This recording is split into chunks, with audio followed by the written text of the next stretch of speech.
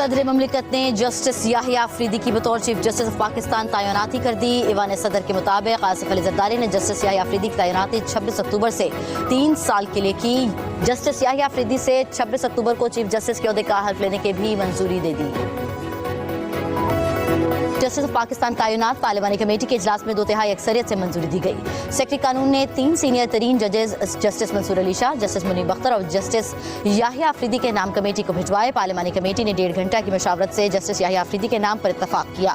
इजलास में ख्वाजा आसिफ, आजम नज़ीर तारड़, एहसन इकबाल, शाइस्ता परवेज, राजा परवेज अशरफ, फारूक एच नायक, नवीद कमर, कामरान मुर्तज़ा, राना अंसर की शिरकत। ख्वाजा आसिफ के मुताबिक एक वोट जस्टिस याहिया अफरीदी की मुखालिफत में आया। पार्लिमानी कमेटी के इजलास में PTI और सुन्नी इत्तेहाद काउंसिल के अरकान शरीक न हुए।